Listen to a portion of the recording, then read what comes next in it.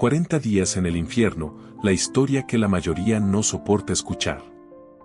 El ser humano puede soportar semanas sin comer, días sin agua y minutos sin aire, pero no puede sobrevivir ni un solo segundo sin esperanza. Todos tienen un punto de quiebre.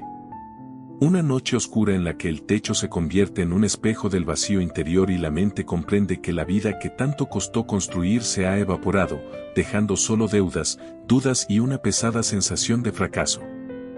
Carlos conocía esa oscuridad a la perfección.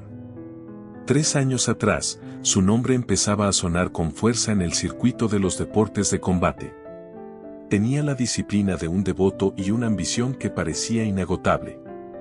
Sin embargo, en la víspera del combate más importante de su vida, la tragedia no tocó la puerta, la derribó.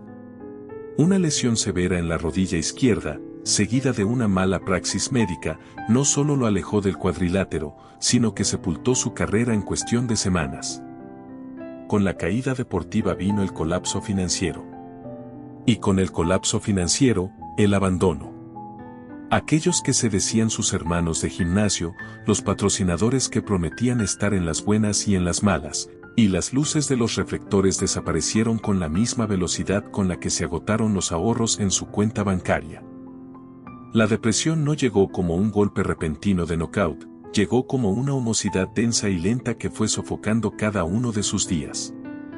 Los meses transcurrieron en un letargo gris. Caminar por las calles de su ciudad sintiendo que se ha convertido en un fantasma es la peor forma de soledad. La mente humana, cuando está herida y desocupada, se vuelve un entorno hostil. Empezó a repetirse mentiras que terminó por aceptar como verdades absolutas: ya es demasiado tarde, no sirves para nada más, acepta tu destino y deja de luchar. Carlos se volvió un espectador de su propia decadencia, sumido en el alcohol de baja calidad, la comida basura y el aislamiento total. No hubo un evento mágico. No vino ningún mentor a tocar a su puerta con un discurso motivacional de película. La verdadera transformación nació en el momento más insignificante y miserable. Ocurrió una madrugada fría de martes, a las 4:15 de la mañana. Carlos llevaba 3 días sin ducharse, rodeado de botellas vacías y empaques de comida rápida en un pequeño departamento que apenas podía pagar. Se levantó a buscar un vaso con agua y, al encender la luz parpadeante del baño, se topó de frente con su reflejo en el espejo. Lo que vio lo petrificó. No quedaba rastro del atleta fuerte, decidido y enfocado que alguna vez fue. En su lugar había un hombre de mirada apagada, hombros caídos y una piel cetrina que denotaba abandono. Pero no sintió lástima, sintió un asco profundo. Un asco visceral no por sus deudas ni por su lesión, sino por su actitud de víctima. Comprendió en ese instante la regla más cruel y liberadora del universo: a nadie le importa tu dolor. El mundo no se detiene a consolar a los caídos, sigue girando con o sin ellos. Tenía solo 2 opciones: quedarse llorando en el suelo esperando el final, o levantarse y construir un escudo con sus propias cicatrices. Esa misma madrugada, mojó su rostro con agua helada y selló un trato consigo mismo, el pacto de los 40 días. No pensaría en el futuro lejano, no pensaría en volver a ser campeón. Se enfocaría únicamente en sobrevivir a 40 días de disciplina implacable, sin excusas, sin descansos y destruyendo cada rastro de debilidad mental. El día 1 no fue épico, fue un infierno.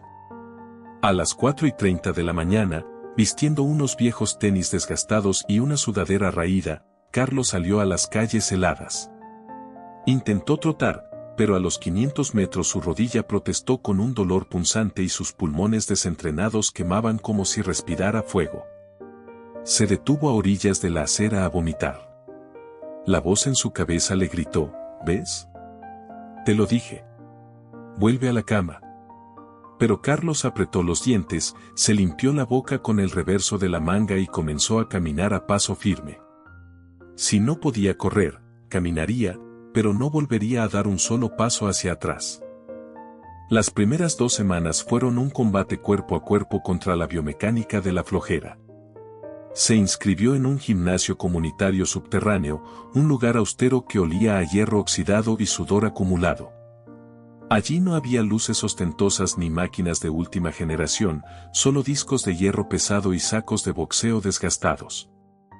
Cada entrenamiento era una tortura. Cuando los músculos se quemaban y la mente suplicaba compasión, era ahí donde el 99% de las personas decidía renunciar. Carlos entendió que la mayoría no fracasa por falta de talento, sino porque le teme al dolor del proceso. El dolor físico dura horas, el dolor del arrepentimiento dura toda la vida. Para la tercera semana, la motivación inicial había muerto. La motivación es una mentira fugaz, un chispazo emocional que se extingue al primer obstáculo. Lo único que lo mantenía en pie a las 4 de la mañana, cuando la ciudad entera dormía bajo la lluvia, era la disciplina fría. Golpe tras golpe contra el saco, kilómetro tras kilómetro en el asfalto, Carlos no estaba entrenando para impresionar a nadie, estaba ejecutando al hombre débil que casi se rinde meses atrás. Al llegar al día 35, el cambio físico era notable. Había perdido la grasa acumulada, sus hombros habían recuperado la densidad rocosa y la cicatriz de su rodilla ya no era una excusa, sino un recordatorio de su resistencia. Pero el cambio más profundo era el invisible, su mirada. Había recuperado la calma de quien sabe que ha visitado el infierno y ha aprendido a caminar sobre las brasas. Fue entonces cuando la vida le puso la prueba definitiva. Se organizaba un torneo regional abierto de artes marciales mixtas. No había grandes premios económicos, pero sí estaban inscritos los mejores peleadores jóvenes de la región, entre ellos el actual prospecto invicto del gimnasio donde Carlos solía entrenar antes de su lesión. Inscribirse era un riesgo enorme. Si perdía de manera humillante, el mundo diría que sus 40 días de esfuerzo no sirvieron para nada. Pero si no lo intentaba, confirmaría que seguía siendo un cobarde. Carlos firmó el registro sin dudarlo. El día del evento, la atmósfera del recinto pesaba como plomo. El olor al alimento, los gritos del público y el retumbar de los golpes en la lona trajeron de golpe los recuerdos del pasado. En el camerino, mientras se vendaba las manos en absoluto silencio, Carlos miró sus puños. Ya no temblaban. La pelea semifinal fue rápida. Carlos sometió a su oponente en el primer asalto con una técnica pulcra y una presión asfixiante. Pero la final lo esperaba contra el prospecto invicto, un peleador 10 años más joven, más rápido y con una condición física impecable. Sonó la campana. El primer asalto fue una tormenta. El rival lo superaba en velocidad, conectando combinaciones duras que abrieron una carnada en la ceja izquierda de Carlos. La sangre comenzó a nublarle la visión. En el descanso, sentado en su esquina, el médico del evento evaluó el corte y amenazó con detener la pelea. Carlos miró al médico con una intensidad que lo hizo retroceder y le dijo, «Déjeme pelear.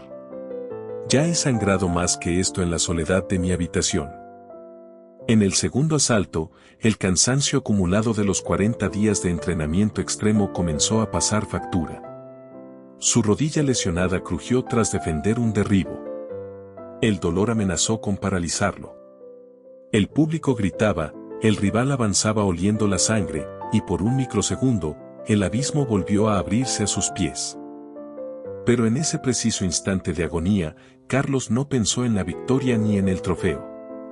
Recordó las 4:15 de la mañana de aquella madrugada miserable. Recordó el vómito en la acera, el frío quemante del invierno, el dolor de la soledad y la promesa sagrada que se hizo frente al espejo. Con un rugido que pareció salir desde lo más profundo de sus entrañas, bloqueó un volado de derecha, dio un paso al frente aceptando el intercambio de golpes y conectó un gancho de izquierda demoledor al hígado de su oponente, seguido de una combinación alta que mandó al invicto directamente a la lona. El silencio en la arena fue absoluto antes de explotar en vítores. El referí intervino deteniendo el combate. Carlos había ganado. La victoria no se midió en el trofeo barato de plástico que le entregaron esa noche, ni en el aplauso efímero de los espectadores. La verdadera victoria ocurrió horas después, cuando Carlos regresó a su pequeño departamento. Se acercó nuevamente al espejo del baño, el mismo que 40 días atrás reflejaba a un hombre derrotado. Se miró a los ojos. El corte en la ceja sangraba levemente, su cuerpo estaba lleno de hematomas y el agotamiento era total, pero detrás de todo eso había una luz indestructible. Comprendió que el sufrimiento no había venido a destruirlo, sino a limar las asperezas de su alma. Las cicatrices no habían desaparecido, pero ya no dolían, se habían convertido en medallas de honor que acreditaban su fortaleza. El hombre que se rindió años atrás había muerto en la oscuridad de la disciplina, y en su lugar se erigía a alguien a quien la vida ya no podía asustar. Si has escuchado esta historia hasta este punto, no es por mera casualidad. Algo dentro de ti sabe que te estás conformando con menos de lo que eres capaz de dar. Quizás estás atravesando tu propia noche oscura, lidiando con fracasos, pérdidas o dudas que amenazan con aplastarte. Recuerda esto, la tormenta no es para siempre, pero el hombre que emerge de ella depende de las decisiones que tomes hoy. Tu batalla no empieza el próximo lunes, ni el próximo mes, ni cuando las condiciones sean perfectas. Empieza en el preciso momento en que decides dejar de compadecerte, levantarte del suelo y dar el primer paso hacia tu propia reconstrucción. Ajusta la guardia, acepta el dolor del proceso y escribe tu propia historia de gloria. Y así termina esta historia. Gracias por escuchar hasta el final. Te invitamos a dejar tu opinión en los comentarios. Cada perspectiva es diferente y nos interesa conocer la tuya. Si te gustó esta historia, regálanos un like y compártela con tus amigos para que más personas puedan escucharla y participar en la conversación. Tu apoyo significa mucho para nosotros. Hasta la próxima historia.